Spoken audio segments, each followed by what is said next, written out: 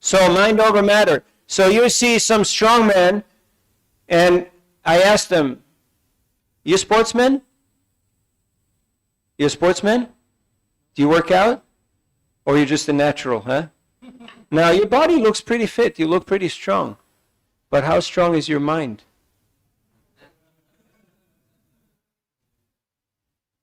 They start paying attention, you know? Mind over matter. Okay? You can use this. Okay? So the topic on the floor is, before we get there are different types of questions. Some questions are closed-ended and some questions are open-ended. Closed-ended question is, for instance, do you like to read? You're a brahmachari, yeah, but play a regular person. Do you like to read? Sometimes.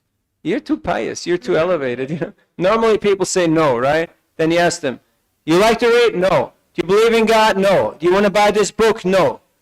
There's 3 closed-ended questions. You get 3 no's, they're not going to take. Okay? If you can elicit a positive response, this is for all the nice people. Are you a nice person? Now you're too humble. You say, no, I'm the most fallen, right?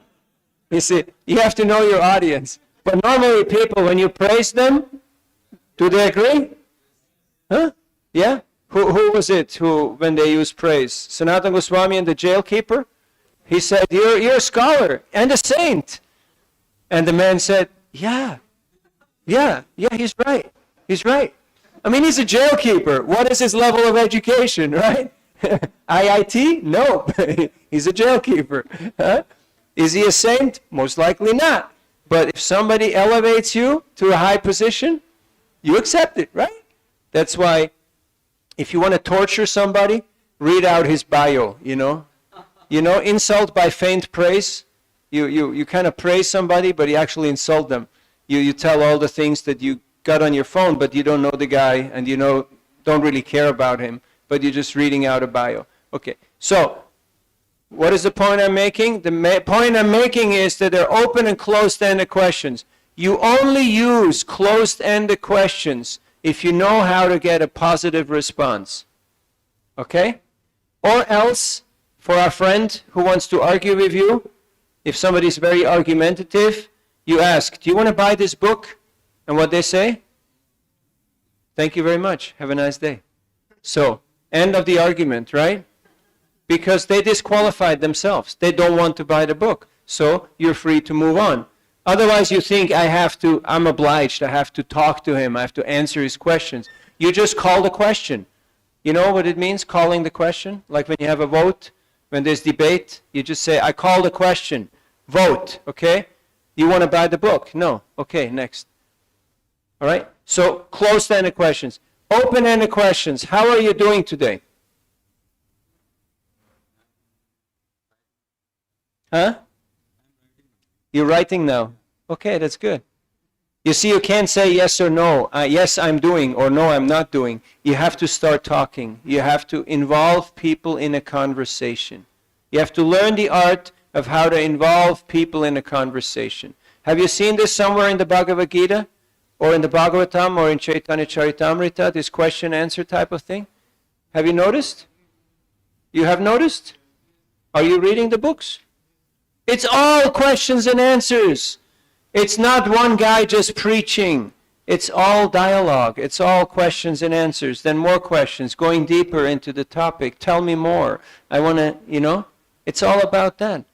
So we have to apply our own principles. And you will have a very natural interaction with people, and they will be very happy to get the books. Okay, one thing that really helps is praise. Now, in the West, you can go up to somebody and say, nice shoes, nice shirt, nice necklace, and they'll say, oh, yeah. Where'd you get those shoes? How much did you pay for them? Oh, yeah, I have 3 pairs in all the different colors, you know, and they tell you all about it. If you say that here, people will say, what? Huh? What's wrong with you, dude? Right? Like, what are you talking about? My shoes? You know, you have a problem? So you have to know your audience. What works in one place may not work in another place. Huh? The language you use at the university is not the language you probably use at the marketplace or in a train or in a bus. So you have to know who is your audience, but it's not so difficult. You understand the principle, you know how to adapt. Praise. What is an adequate praise that you would use here in your environment on book distribution? You're religious, yes, I can see you're very religious. You're a very pious person, right? Will people disagree with that? I ask everybody, are you more intellectual or more spiritual? Write that down. Are you more intellectual or more spiritual? You see, in India, they want to be religious, but don't get too spiritual, right? And in the West, they want to be spiritual, but they don't get too religious. So I was in Australia. There was an Indian, Mr. Patel, in a hotel owner, and I asked him, "Are you more intellectual or more spiritual?" He said, "Me, I'm just a drunk. I just sit here all day, and I get drunk." And I said, "Thank you. You're the first honest person I meet today. Everybody else is pretending to be very intellectual or very spiritual, but you're actually honest. You say the truth. I like you." He took a bunch of books, you know, because I appreciated him. You learn the art of appreciation, people will do whatever you want them to do. Narad Muni says to Prachinabhari, "Let me tell you this little story. You know, there was some king, you know, Prachinabharisha. You know, he's a great king." And he's like, "Great king? Tell me that story. I want to hear more about that guy." Huh? And then all of a sudden, he realized, hey, this guy's talking about me. But it was too good to give up, right? It was too interesting. The story was too fun. So apply everything that you have learned in Bhakti Shastri, in Bhakti Vaibhav, in Bhakti Vedanta, and your preaching, your book distribution will just be natural flow. Huh? But again, you extract the principle, and then you change the masala, you adapt it to the situation. What would be another adequate praise? You're very religious, you're very pious, what else? Microphone. You look very jolly today. You look very happy, you look very jolly. Nobody's going to disagree, right? Nobody's going to say, "Oh yeah, oh yeah, oh yeah, yeah." As you say now, yes, I'm feeling very jolly.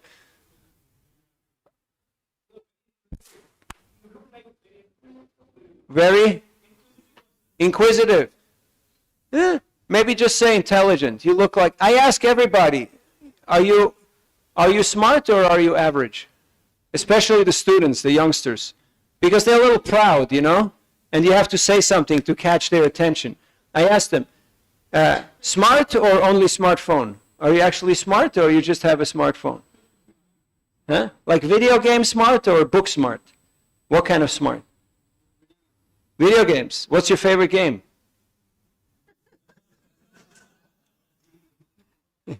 Yeah? Oh yeah, that's a real nice game, you know? And then you're qualified. Boom, you get the book. No matter what they say, they're qualified. They get the book. You understand? Work with praise. Work with praise. Huh? Who is that sadhu who said, "You are a gentleman and a scholar. Huh? You're so wonderful. You're so great. Now please just forget everything and just..." Huh? Prabodhananda Saraswati Pad. So learn from the acharyas. They have used all these techniques. It's nothing new. Everyone's cooking with water. Everything's coming from parampara. So you use those techniques and people will connect and appreciate. What are some other praises that you can use? Huh? Yeah, you got a beautiful house. Like you got everything. You should be a very happy person. And then people, yeah, now that you say, I have to agree. Actually, I'm blessed. I got more than I deserve. Huh? Just point out the obvious. And you will see, people will connect. Why? Because you're saying what they actually... When you are in a signal, you can call it as your nice car or nice bike. Yeah. Yeah. You can also use a reverse psychology sometime. You know reverse psychology? Like sometimes they come in a SUV, like, or in a Jeep, like these truck type of things. And I asked them, where's the big truck? Like, where's the big truck? Like the guy has got a Honda, and I say, it's Ducati, right? Where's your Enfield, man? Like, like you don't have a Bullet and you only got a Honda, You have to know the mentality, the mindset of the person. If the person is very proud, sometimes you have to crush his ego a little bit, just to catch his attention. And then you be nice. So you have to know how to gauge. Because if you're humble with a proud person, does it work? No, it does not work. They think it's another useless sadhu. It's just another useless parasite. But you have to know how to use psychology. Where you learn this, it's all there. It's all there in the books. Okay, any questions on this? Now you be you. Some of the things that I say, you will say it, people will punch you or they will not like it. So you come up with your own mantras. You have to adapt to your environment. I was in Gujarat, in Ahmedabad, going out with one friend of mine, and we were doing housing complexes. You know housing complex? It's a rhetorical question, of course you know. And we were chanting and just walking around the housing complex. And people notice, oh, something is going on, right?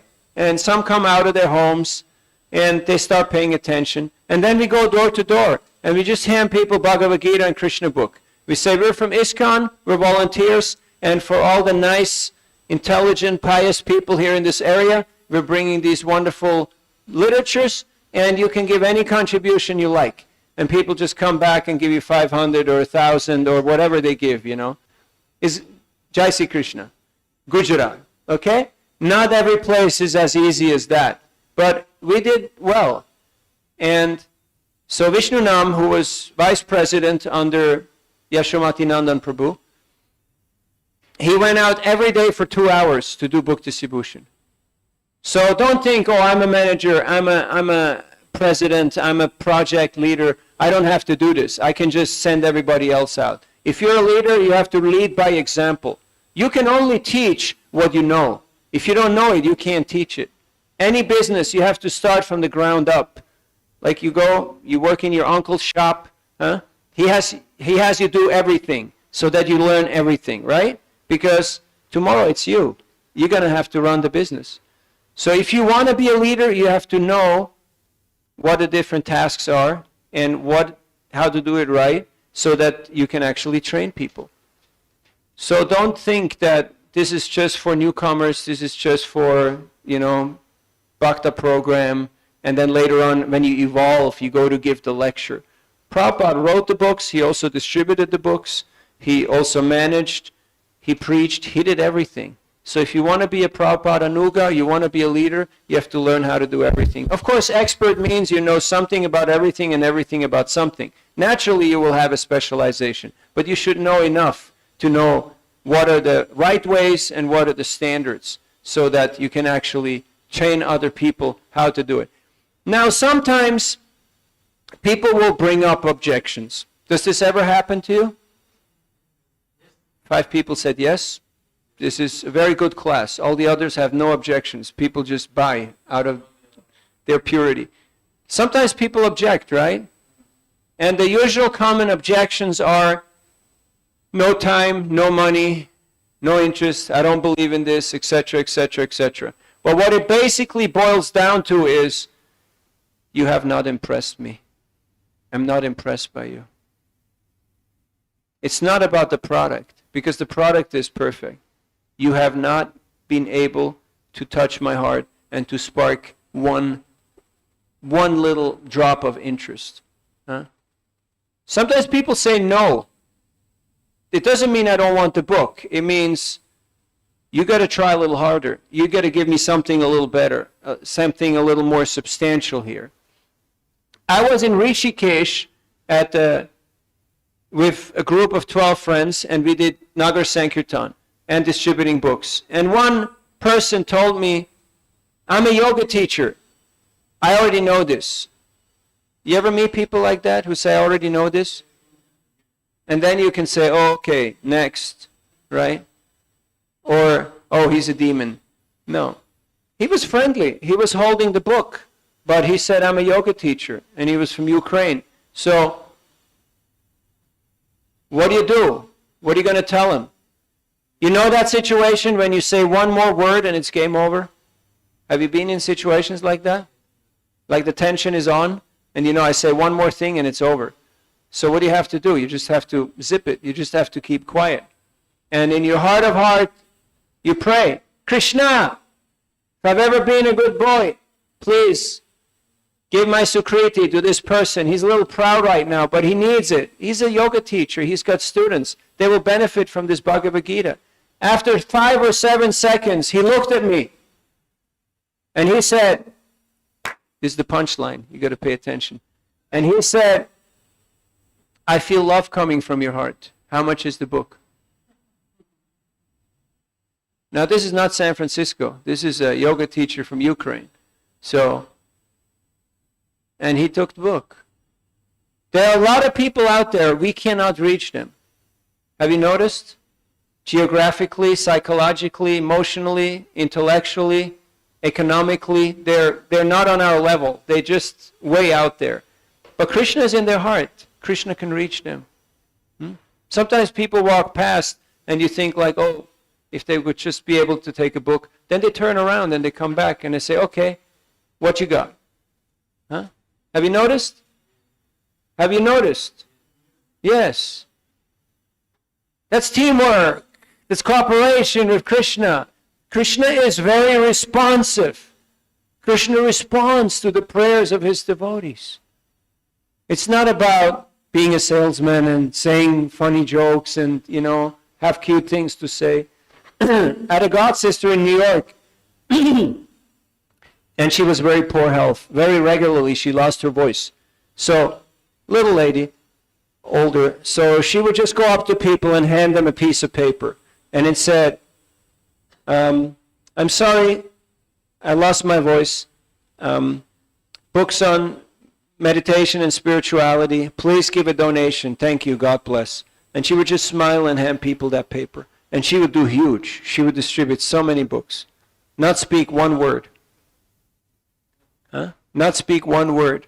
Just by showing people the paper and handing them the books. So it's not so much Hare Krishna. It's more how you say it. It's, you know, people only get about, I don't know the exact number, it's like 13 or 17%, no, 7% I think, of what you say is what you actually say if you write it down. That's actually what they get. And most of it is your body language and your intonation, the way you say it. That's about 43%, and 50% is body language. Only 7% is what you actually communicate. So 93% is all nonverbal stuff. So it doesn't matter, doesn't mean that it doesn't matter what you say, but how you say it is very much important also. Now, how do you influence that? Hare Krishna, Krishna Krishna, Hare Hare, Hare Ram, Hare Ram, Ram Ram, Hare Hare. Krishna, I can't do this. You got to help me here. I don't know what to say. But you can make the magic happen. You please make me dance. Make me dance. Prabhupada's accent was so thick in the beginning, people had a hard time understanding him. He had such a hard Bengali accent. Huh? But Prabhupada kept going. And Prabhupada worked on himself. Huh? He worked really hard. And people got very much touched by his message. So, these are some reflections. We got some more time, so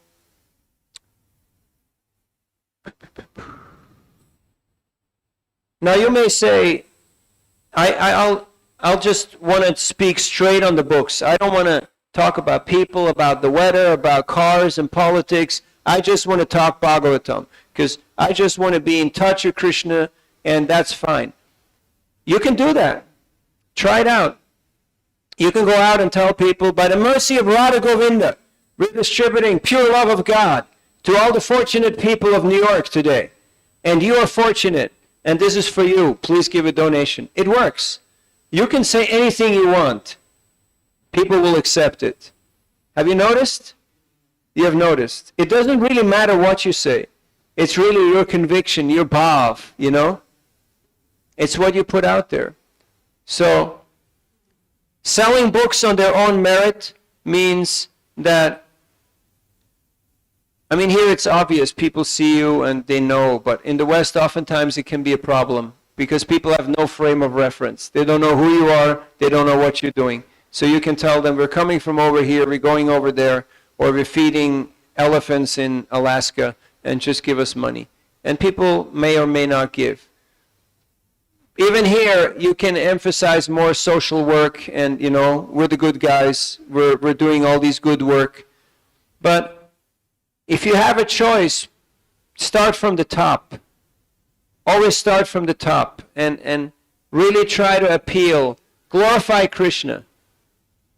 Here in India, it's so easy. You just go up to people and you say, Hare Krishna. And you'll see who responds. I guarantee you, a lot of people will respond. It's so funny, sometimes I'm in airports, and there's this group of businessmen who are like Western dressed, and they all try to look smart and, you know, sharp and all that. And if you will go up to them and hand them the book and do the sadhu thing, oftentimes they may not like pay that much attention. Have you noticed? So usually I go up to them and I put a book into their hands, and then I say, Giriraj Maharaj Ke! And they all go, Jai Ho! And then they look at each other. What, you're a devotee? Yeah, you're a devotee? You're a devotee? Yeah, we're all devotees. I guess we're all devotees. You do something just to push the button, you know, to get them to... You want to know what language a person speaks? You know, there's two ways how to find out. You know how?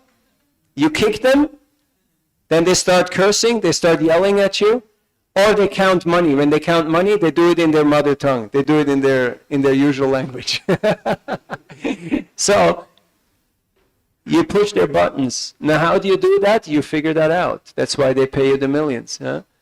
It's called an emotional response. You need to get an emotional response. Just like, I'm in Jagannath Puri, and there's a lot of Bengalis who come there, especially in a certain part, you know, around Swargadwar, that area. You know Haridas Thakur's Samadhi? A lot of Bengalis go there. Why do they go there? Huh? Yeah, there's a lot of fish, and they like to eat fish. That's why they go to Puri. And, of course, they also go to see Jagannath and bathe in the ocean and the whole thing. So, I go up to them, and I talk to them in Bangla. And they're really puzzled that there is a white guy who talks Bangla. So, you learn a few words in all the major languages. Can you do that? Yes or yes? Okay, so do it. And they will see, okay, this guy's not a Tamil, this guy's not Nepali, this guy's not Bangla, but he's trying, okay? He said hello in my language. I have to buy the book. Huh? So then I tell them, Snan koro, dan koro. Huh? Simple mantra. Snan koro, dan koro. Okay? Because they're all going to the beach, right? Snan koro, dan koro. Simple. Don't make it complicated. Or I'm there at Swargadwar. They're coming. Ram Nam Satya Hai, Ram Nam Satya Hai, Ram Nam Satya Hai, right? They're coming with the dead body. And people are crying, and some are standing there, and some are thinking, I don't need to be here, and I'm really bored. And you know that scenario? Smashana Vairagya? I love it, man. It's so good. You go up and you give everybody a book. Boom, boom, boom, boom, boom. Especially Beyond Birth and Death. With the skull and that little flower coming out of the skull. Do they still have that picture? Yeah? Wonderful, right? Wonderful. And they're like, woo, skull here, skull there. Skull is burning. Wow, woo, woo. And then, I mean, it's so easy. India is such an easy place to distribute books. You have no idea. If you go to other places, it's like biting granite, like it's really hard. So here you have all the advantages. Yes, there are some obstacles. There are some obstacles. Like some are just objections and excuses. And there is comebacks. There is ways how to counter those objections. But mostly it means I'm not so convinced by your presentation. I'm not impressed by you. You got to give me a little bit more. Are you a monk, huh? Give me some of that monk stuff. Give me some of that monk wisdom. Huh? Those funny guys who tell jokes and write self-help books? Are you one of those guys? Yeah, I know them. They're my younger brothers, They write those books. So give me some of your fun monk stuff. So what's some of your monk wisdom? Give me something. What do you tell them? Huh? What do you tell them? What's your monk wisdom? What's the essence of your practice? What's the essence of all advice? Chant and be happy. Hare Krishna, Krishna Krishna, Hare Ram, Ram Ram, Hare Hare. And then they look at you and they ask, are you happy? You like that question? Are you happy? And you just crack up, you just start laughing, And it's kind of obvious, right? You don't have to put a sign there, I'm happy, free hugs, If you're happy, right? It's not something external, it's something internal. So you got to walk the talk. Nobody will argue with you if you chant the Maha Mantra. Nobody will, because you can't argue with the Maha Mantra. You can't. Now, sometimes people are of other faiths. They're of other religions. I was in San Francisco, and on Market and Powell in Haight-Ashbury, I was doing the stoplight. And there was a sports car, really nice, red, fancy little sports car. And the license plate said Ben & Jerry. So I walk up to the guy and I give him Bhagavad Gita, and he says, I'm a Christian. Kind of very demonstrative, And normally, how do you respond? Okay, next, right? You just walk off. No. I said, God comes in many flavors. And he started to smile. Ben & Jerry ice cream is a big brand. The guy owns 3 ice cream stores, including the one right there at that street corner. And I said, God comes in many flavors. They pride themselves because they have 58 or 59 flavors of ice cream. He gave me $50. He took the Bhagavad Gita. We had a nice discussion. Later, I followed up on him and I invited him to come to see the Hare Krishna movie about Prabhupada's life. He and his wife came. They really liked it. Later he told me, I'm studying to be a missionary. He's studying theology, 4-year program. Even though he's a businessman, his wife is a doctor, medical doctor at the hospital. And he said, I'm learning all this theory, I'm reading all these books, but I don't know what a missionary is or how to do it, but I think you have an idea. Can you tell me something of how this thing works, People don't care how much you know till they know that you care. You can write that down. It's one of those little riddles. People don't care how much you know till they know that you care. Empathy is not a t-shirt or a calendar quote. Oh, how is your health, Prabhu? And then you say, terrible, I just had chemotherapy. Oh, wonderful. Hari Bol, Hare Krishna. And then you walk away. Have you seen scenarios like that? You have seen, right? How are you doing, Prabhu? Terrible. I'm feeling pretty suicidal. I want to go kill myself. Oh, wonderful. Hare Krishna, Hari Bol. And you just walk away, right? It's like, hello, did you pay attention what I just told you? No, total disconnect, right? Totally impersonal. And what's even worse, you're pretending to be personal, but actually you're impersonal. Nirvishesha shunyavadi paschatya deshatarine. The devotees were asking Prabhupada, who are those Mayavadis? that you always talk about. You are those Mayavadis. Yes.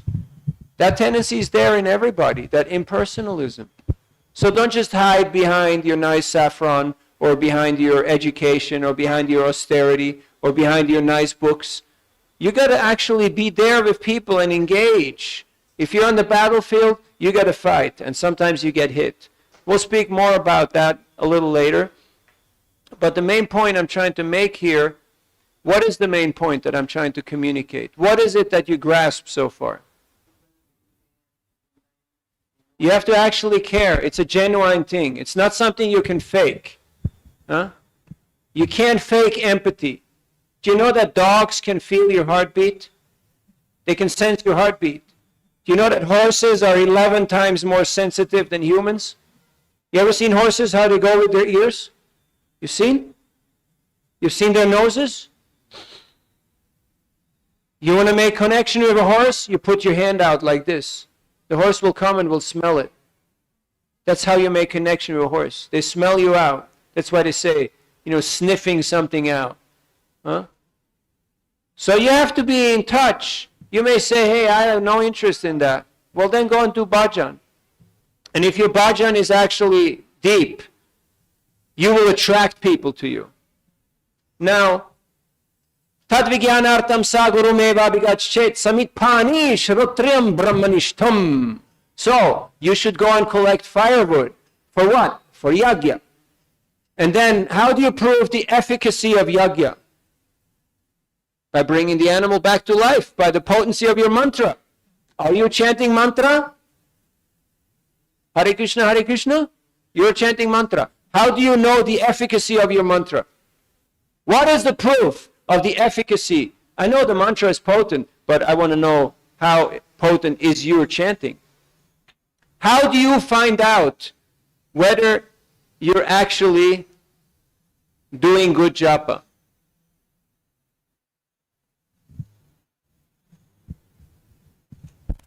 I've heard this in a lecture that when you do Vaishnav Seva, you develop Namaruchi.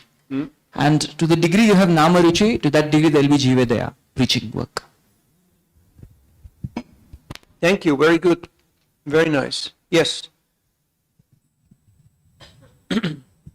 Microphones. Whoever has a hand up needs a microphone. Help your friends. Charity. Yes. By our chanting, we induce others to also to chant. Yes. You remember We say, the inhabitants of Kulinagram? They asked Mahaprabhu, what was their question? how to identify Vaishnava? Who is a Vaishnava? Who is a Vaishnava? Mahaprabhu said, whoever is chanting Hare Krishna is a Vaishnava. So that's Kanishta Adhikari. Next year he said, same question, same answer. But he said, whoever is constantly chanting Hare Krishna is a Vaishnava. That's a Madhyam Bhakta. Then third year, the person who you see and you start to chant Hare Krishna, that is a Vaishnava. Huh? So, when people see you and they go, Hare Krishna, then you know, okay, it's working. It's working. Huh? Yes. Srila Bhaktisiddhanta Saraswati Maharaj said, Pran achayar se hetu prachar. If you have life, then only you can preach. Yes. So if your chanting has life, then we'll preach nicely. Exactly. So by the impact of your preaching, you get an idea of the quality of your bhajan. Gopi Paranadhana Prabhu had a quote on his desk in Govardhan. You know Brihad Bhagavatamrita? Yeah? He's also the one who translated the 10, 11, 12 canto after Prabhupada. And that quote said, when the inside and the outside becomes the same, that's when real bhajan starts. Practice is what happens when no one is watching. You know the saying that if a tree falls in the forest and nobody hears it, it didn't happen? Have you heard that? It's a philosophical concept. We can argue about it, but that's not the point of this class. There's a new saying, if it was not on social media, it didn't happen. Have you heard that? How many views? How many clicks? How many likes? Huh? Now this morning, I got up a little too early at 1 o'clock, and I did my bhajan. And it was not on social media, I guarantee you. But it did happen. So practice is what happens when no one is watching. You can write that down. Because you know Krishna is always there. Krishna is always watching. And he always appreciates. So the proof of the pudding is in the tasting, and the efficacy of your practice of the mantra is in your preaching, is in your outreach. How much impact do I have? Now, Srila Prabhupada was sitting in Vrindavan, and he was writing Bhagavatam, and the whole world felt the impact. Dhruva was chanting his mantra in Madhuvan. Om Namo Bhagavate Vasudevaya. Om Namo Bhagavate Vasudevaya. The whole universe was suffocating. All the demigods went to Brahma. Huh? Then they went to Vishnu. They said, he's your kid. It's your problem. Go fix it. You heard that as a manager, right? They say, it's your problem. You have to go fix it. You have to go take care of it. Have you ever heard that? That's what it means to be a Vaishnava, right? Like, you know, they say to Vishnu, your problem. You have to fix it. So, efficacy of the mantra will be tested in your preaching work. How much people will respond. Now, of course, there are members of other religions. The best way to deal with them is to appreciate them. I was in Texas, and I met a lady in a big Mercedes, and she had a headscarf. And I asked her, where are you from? And she said, Pakistan. I said, wonderful, Pakistan! And she was surprised. And I said, Karachi, Lahore, Jalandhar, this, that. And she said, Islamabad. No, Jalandhar is Karachi. No. I got distracted. Different story. Karachi, Lahore, Islamabad. She said, Islamabad. I said, wonderful. She said, you know Pakistan? You know Islam? Of course, everybody knows. Now, when you meet a person from Pakistan, what would your response be? Okay, next. What is your chance of that person appreciating Krishna consciousness? Not zero, more like minus 108, right? So I gave her the book, we talked. Her 5 kids are doctors, medical doctors. Her husband is a doctor. She said, I would like to help, I would like to contribute. Where can I donate? I said, right here. She gave me $50. I said, you know what this is? She said, yeah, of course, it's Bhagavad Gita. I mean, you know, we're educated people. So don't take people to be antagonistic, hostile, ignorant, stupid. If you treat people as intelligent, as dignified, as nice people, they will respond in dignified, intelligent, and nice way. If you treat people as stupid, as arrogant, or as hostile, I guarantee you, they will turn hostile, stupid, and arrogant. Because that's just how things work. You've heard of instant karma? Instant karma. Have you experienced instant karma? Yeah. We were distributing books, and one devotee, there were cars moving by, and one devotee was just holding out Bhagavad Gita, and one guy in a big car, he just hit the book, and the book fell on the ground, and then he drove off real fast. And half a block down the road, boom, big crash, and the guy was hospitalized. So, but sometimes you misbehave, or you say the wrong thing, or your attitude is off, and you immediately get a reaction. Have you noticed? Have you noticed? That's why it's so nice to go on Sankirtan, because you get immediate feedback. Otherwise, you can be sitting in your office and looking at your phone and your computer and think, hey, shoptigache, everything is fine. I got it all figured out. Meanwhile, nothing is fine and nothing is figured out. But you're not even aware. You're just oblivious about it. So, there are 2 categories of objections. One is the you're not really vibrant and you don't really convince me. And the other one, the other one of challenges is more like it's too hot, it's too cold, this or that. And there is one answer for that. Matra sparshas tu kaunteya, sitoshna sukadukada, agama paino nityas, tams titikshasva bharata. So, titikshava. You just have to tolerate. You just can't change it. Just like, I really love that sound down there. Do you like it? Huh? On Sunday I gave lecture in camp. Did you go to camp? Did you have darshan? No? You have to go. Huh? You know, Prabhupada wrote, every letter that he wrote, he put Camp San Francisco, Camp Los Angeles, Camp New York. It's a military term. It shows your position, where you are. Huh? So I went and I was giving lecture in camp, you know. My camp was camp. And there was all kinds of noise going on for construction. And I told people, today we have special effects. We brought all the special effects just for you. And once you accept it and you work with it, it actually becomes an advantage. Have you noticed? It can work in your favor. Huh? It can work in your favor. You know that Charlie Chaplin story? Huh? What's the story? Tell us. So in one movie, Got to speak loud. in one of the movies, it was shown that Charlie Chaplin had a coat. It was torn from the back. You know why it was torn? Because one of the enemies, one of the competitors, was nailing his coat to the seat. And when he got up, and the whole coat was ripped all the way up to the neck. And he started dancing very enthusiastically, didn't care about what happened. Very exuberant, in a very showy style.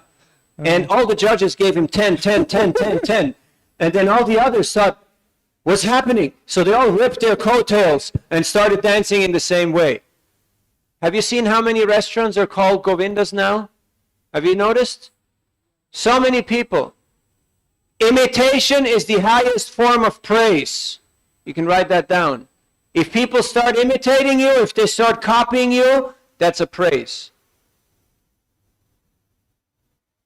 We don't have a monopoly on bhakti. We don't have a monopoly on Bhagavad Gita. We don't have a monopoly on Krishna.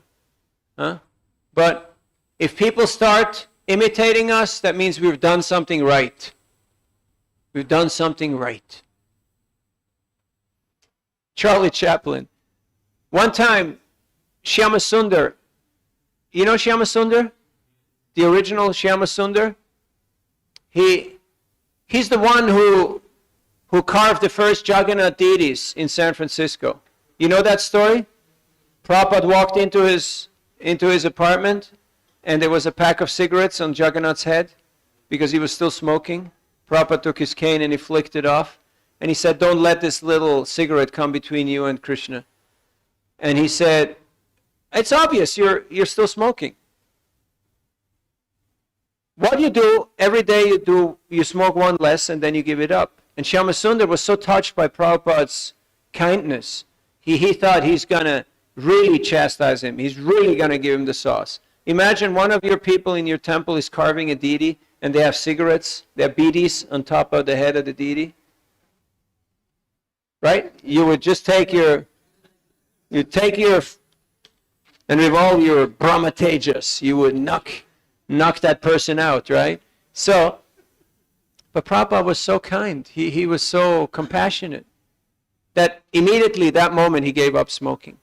It's the same Shyama Sundar that got Prabhupada the visa for Russia in 71, and who went with him. And Malati put the Bhagavad Gita and the Easy Journey in his suitcase. You know that story, right?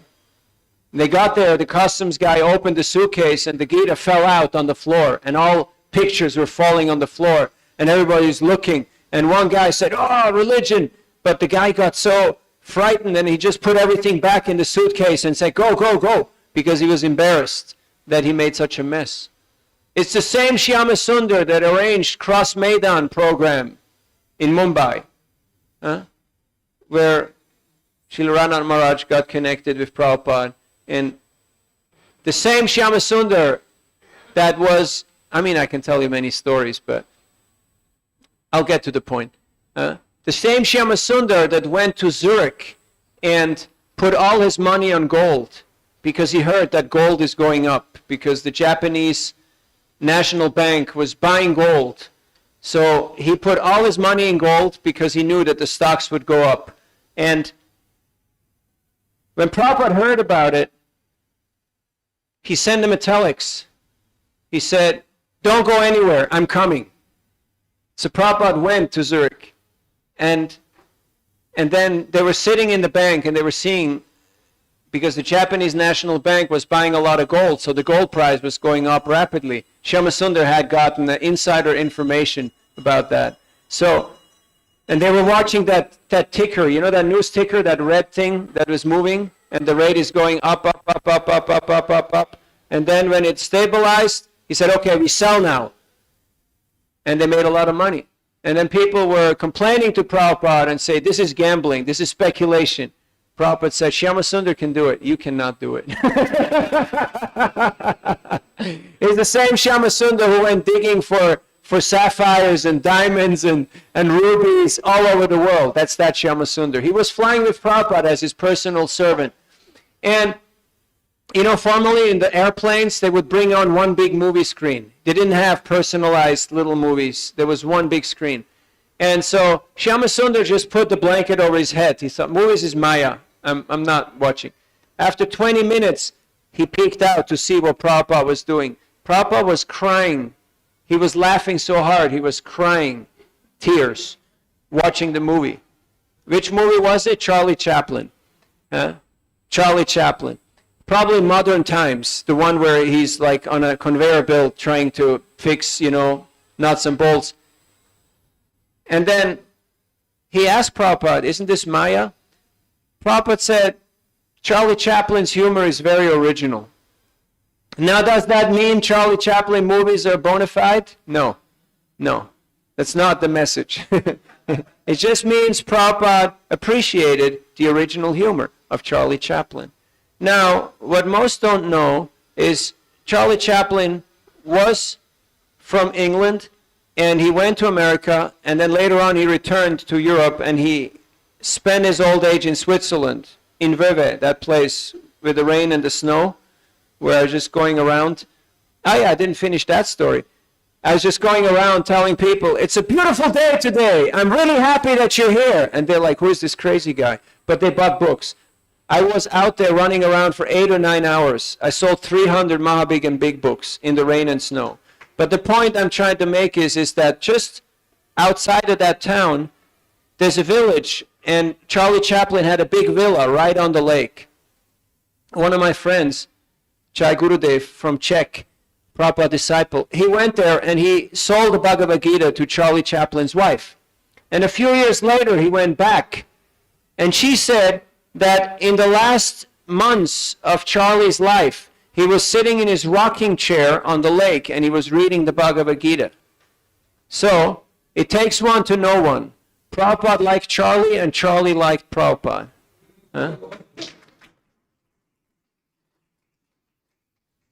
Does that mean you can watch Charlie Chaplin movies? No. Sorry. But it shows that when you have appreciation for others, whatever you appreciate appreciates. So learn the art of appreciation. Prabhupada treated every person who walked through the door as a future leader of the Hare Krishna movement. You know what happened? They became the future leaders of the Hare Krishna movement. So, when you're dealing with your congregation, yes, you see all the shortcomings and all the things that are not yet perfect, but see the potential in them and fan that potential and work with that, and you will be surprised that they will do bigger and better than you could ever do. You heard of Steve Jobs, the Apple guy? He went to India, and then he had this obsession, he had this idea of creating this personal computer, which was a real, because before that, computers were like huge machines. but he wanted to have a personal computer. So he was in his garage in Portland, Oregon, on the West Coast. And every Sunday he walked 7 miles to the Hare Krishna temple. He tells that story in the address to the Stanford students. You know, it's one of the most elite schools in the world. And he says, I walked for 7 miles to get free lunch at the Hare Krishna temple every Sunday. Because I forgot what day of the week it was. I forgot about eating and sleeping. I was just so obsessed with creating this personal computer. And they look like, is this the guy that we want to work for? Is this the guy that, you know? But he admitted, I'm not good with hardware. I'm not good with software. But he's an evangelist. He's a preacher. He's a missionary. He was convinced about the mission of the personal computer. And now, it's the biggest corporation on the planet. Why? Because he had a mission. He was mission driven. So don't move product. Don't try to manage numbers. Don't try to move people around. Be mission driven. Create opportunity. And you will see how intelligent people will resonate with your mission, will resonate with your vision. And they will want to contribute. They will want to sacrifice. They will want to be part of what you do.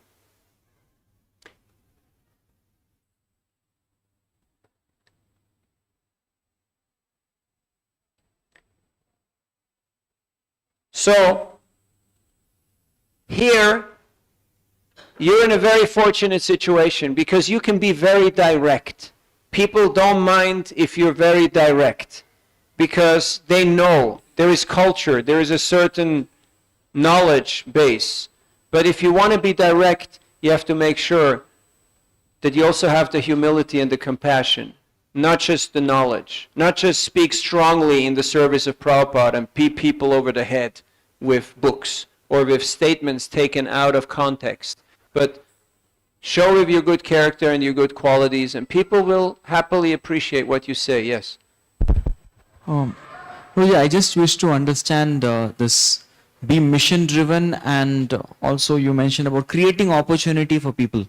I wish to understand this a little bit more if possible. Okay, Srila Prabhupada once said, I have one disease, I cannot think small. I can only think big. He said, I want to spread Krishna consciousness everywhere at once.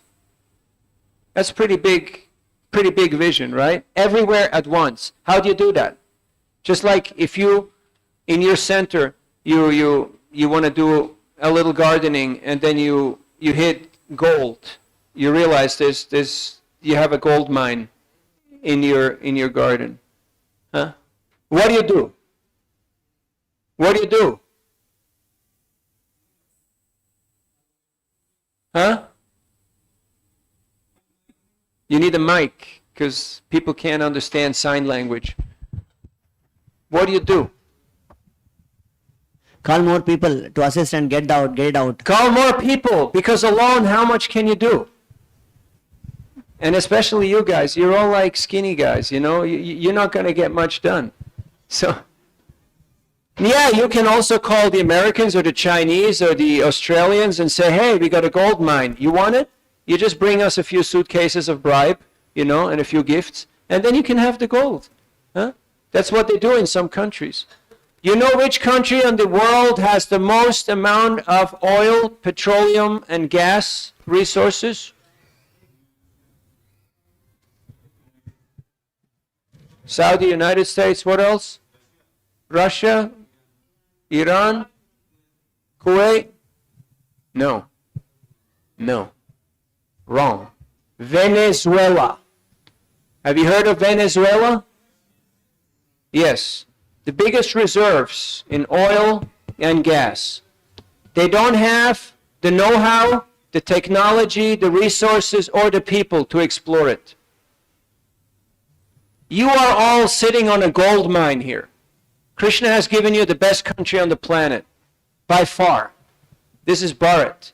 So, yet, we're not really that good at assembling a team. If you have a gold mine, you need engineers. What else you need? Machines. What else?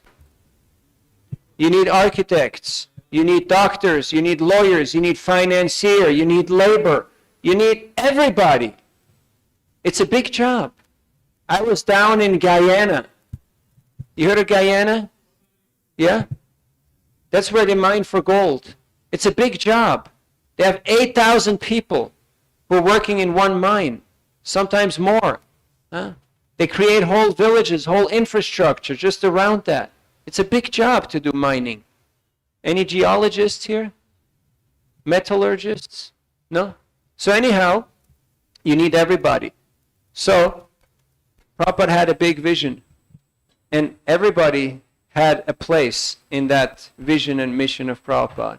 If we study Prabhupada's teachings and we become also Prabhupada Anugas, we expand our vision, not just my zone, my little project, my guru, my mantra, but we start growing our vision, everybody can be engaged. Everybody can contribute to find their place in Prabhupada's mission. Now, what they're going to do individually, that's up to, there's always a mixture between doing the needful, the personal qualifications, and what you ask them to do. So there's, and what they want to do. So it's always a combination of different factors, how to engage people. But if you learn the art of investing, and we talk more about this in coming days, investing into relationships, then people will naturally want to help. They will naturally want to please you, because that's what you do. Why am I here teaching this course? Any idea? You want us to do what you are doing much better, in a better effective way. Yes.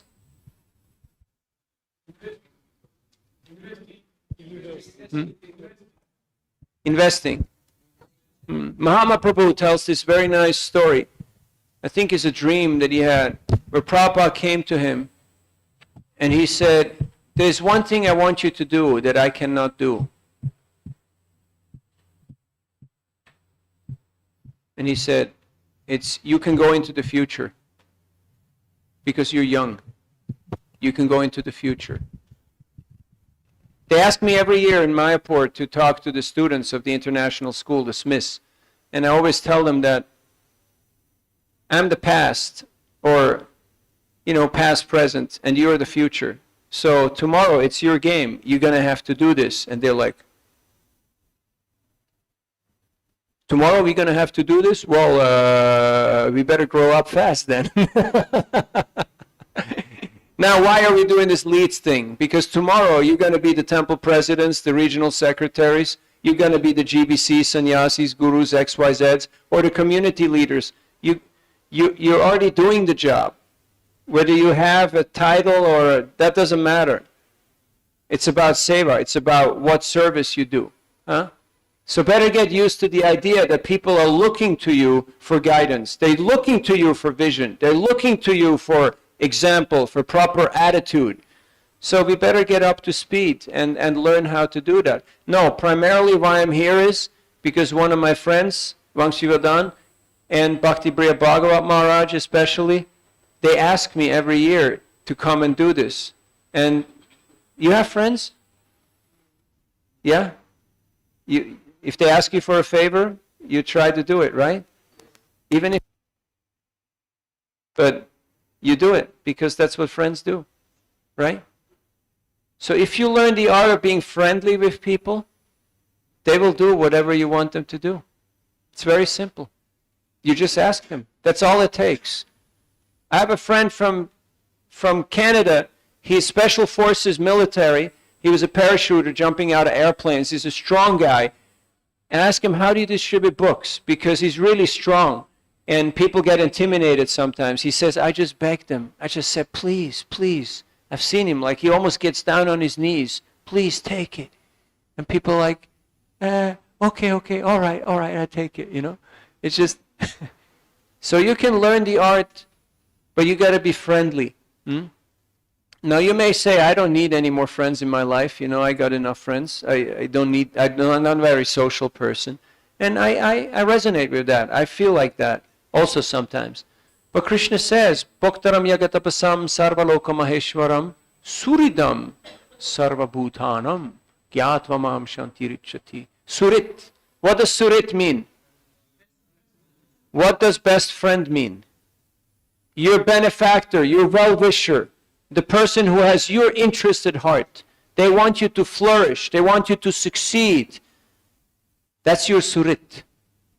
So if we follow Krishna's instruction and we emulate these principles, these teachings, then people will notice that you want my well-being. You want me to be well. You don't want to exploit me. That's really love. I want you to be well.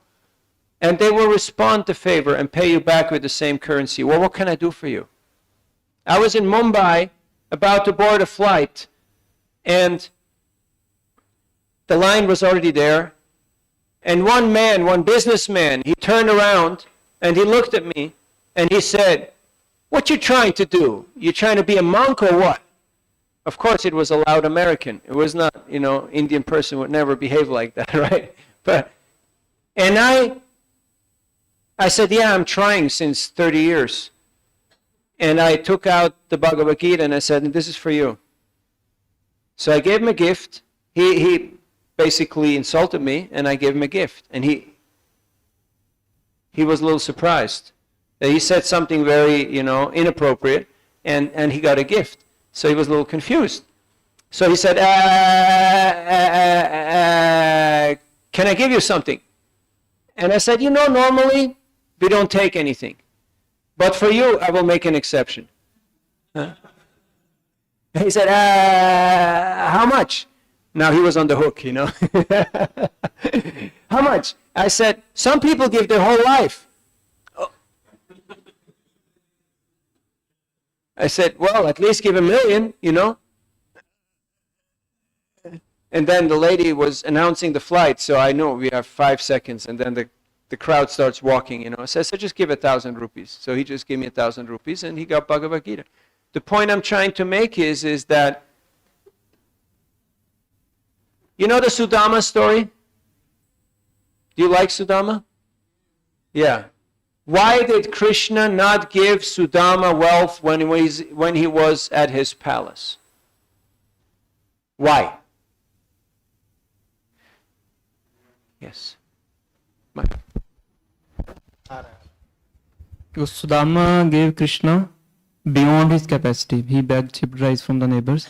So Krishna was embarrassed that what more than my capacity I can give. So he gave him incognito after Sudama. Okay, that's a philosophical explanation. I want to hear that's tattva. I want to hear rasa.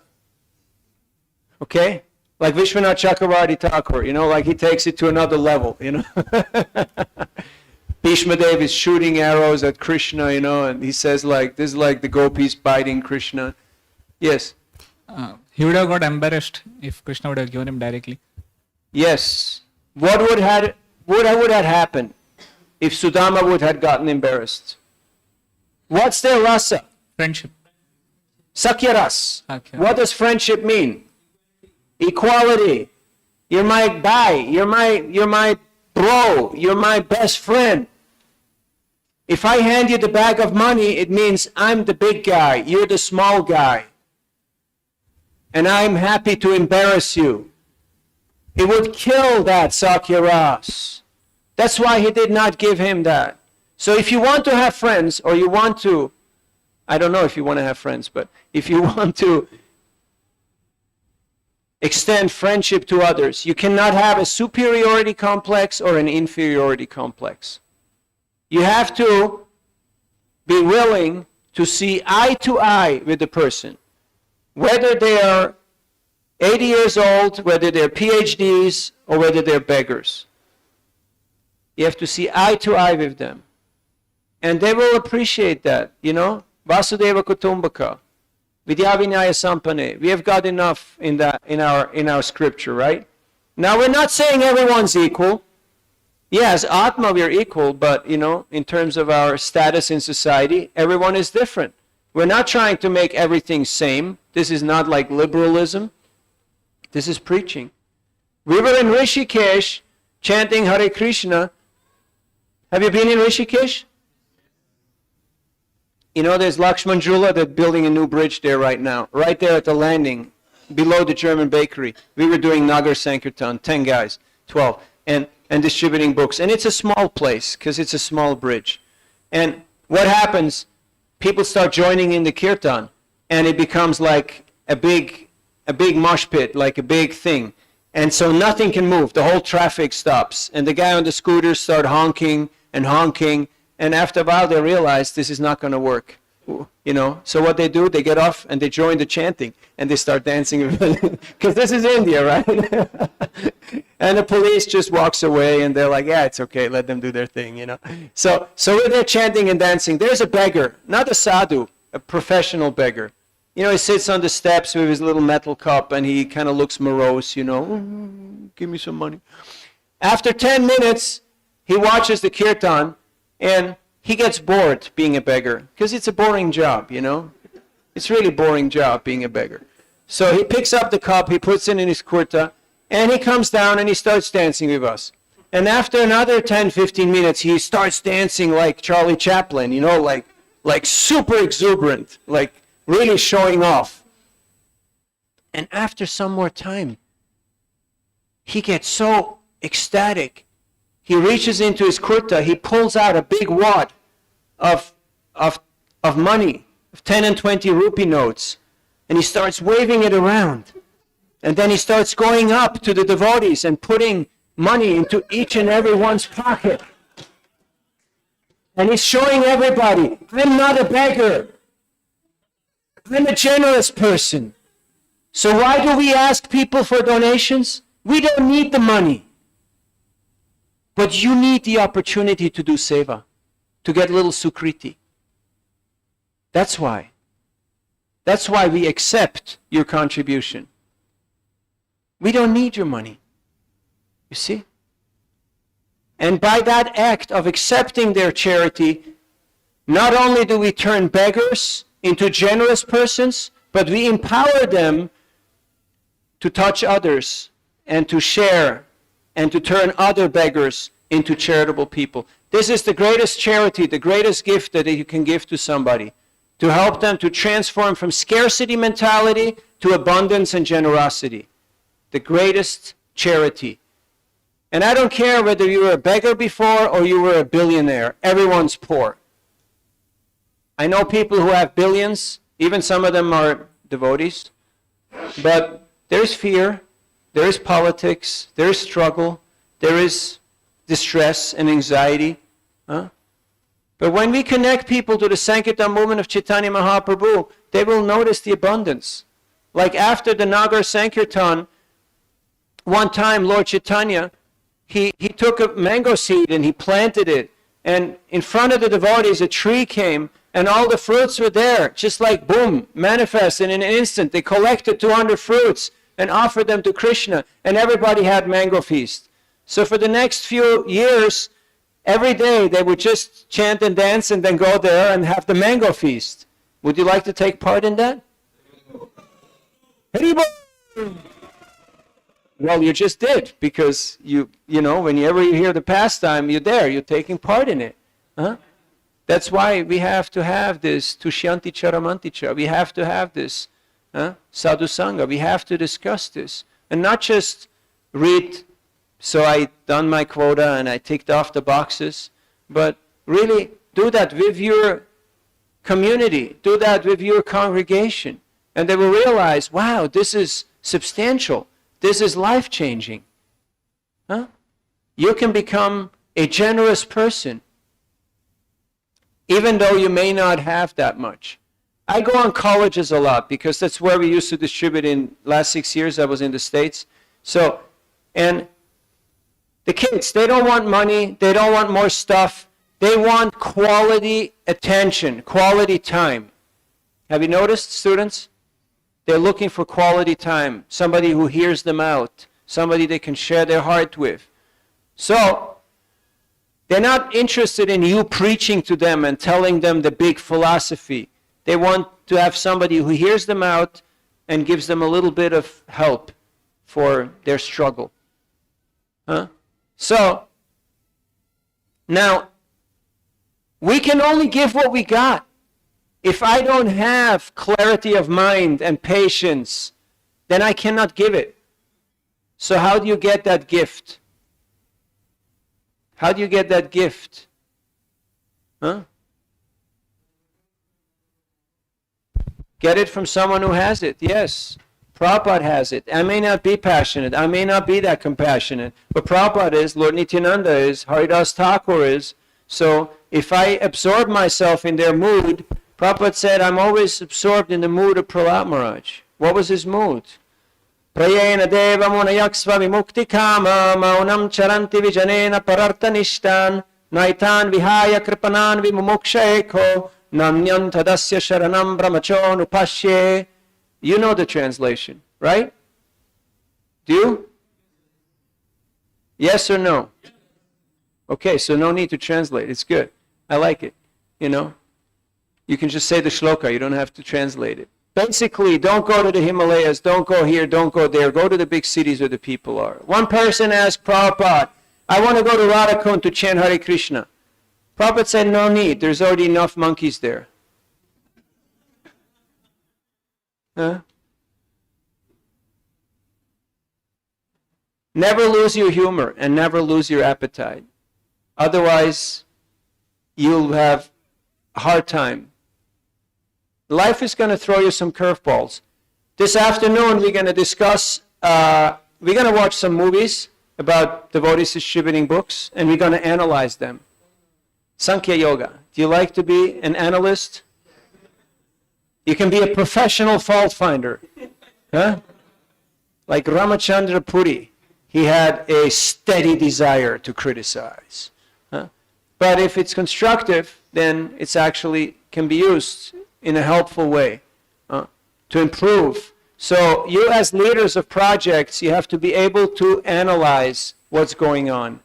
You have to be able to assess the performance of others and your own. We'll talk more about assessment later on, but I think we got enough done for this morning.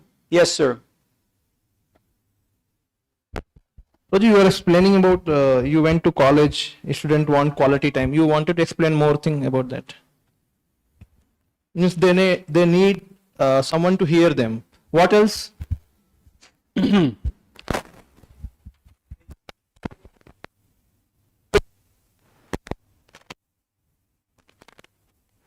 Hare Krishna. They need somebody to hear them, to give them quality attention. And we can only give quality attention if we have learned the art of quality attention.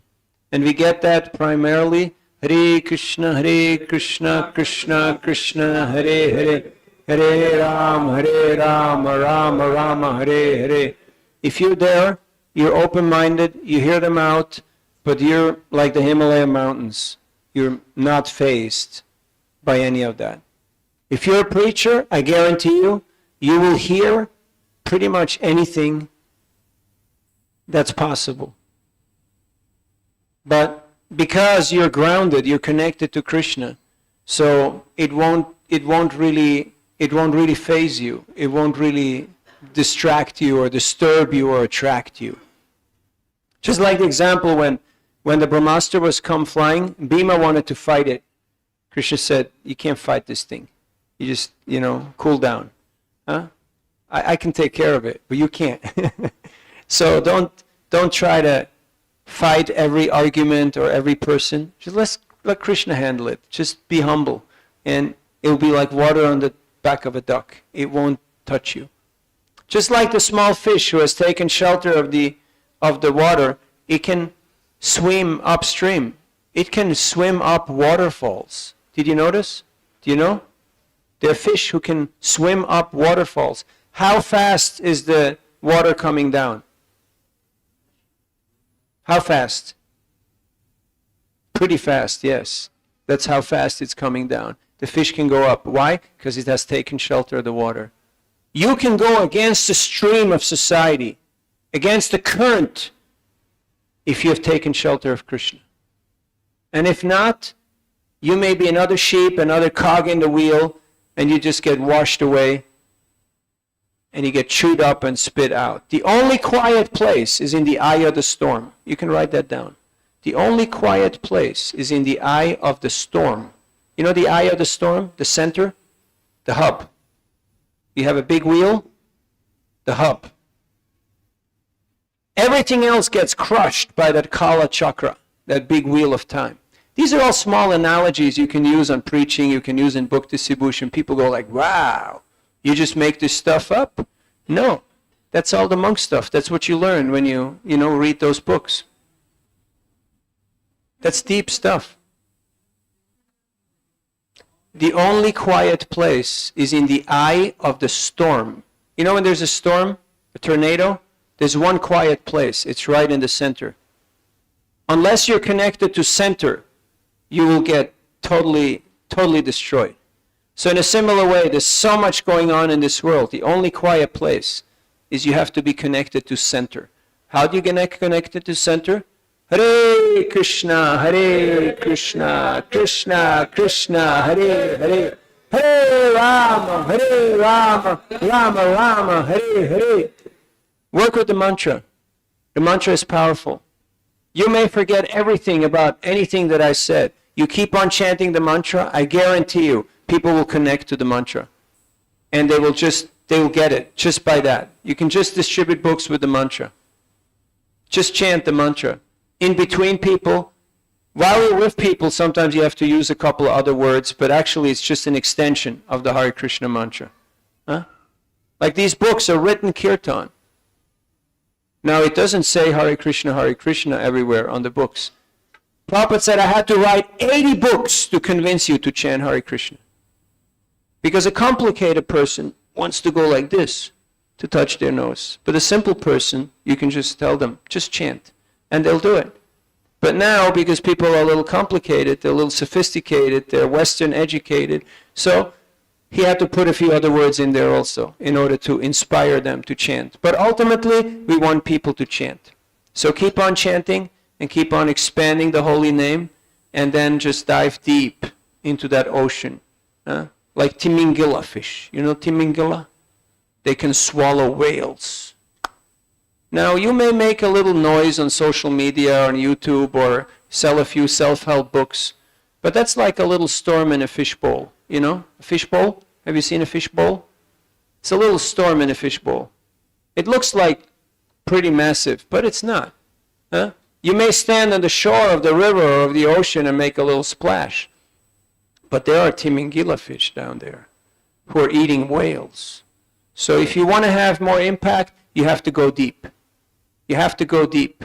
Like now I see some of you are almost in deep samadhi. You're reaching deep samadhi state. Huh? But you have to be deep. And by the depth of your bhajan, by the gravity of your practice, you will pull people. You will attract people. When they look at you, they should only have one question: how can I become like you? We'll talk more about that later on. Thank you for your kind attention. All goes to Srila Prabhupada. Hare Krishna.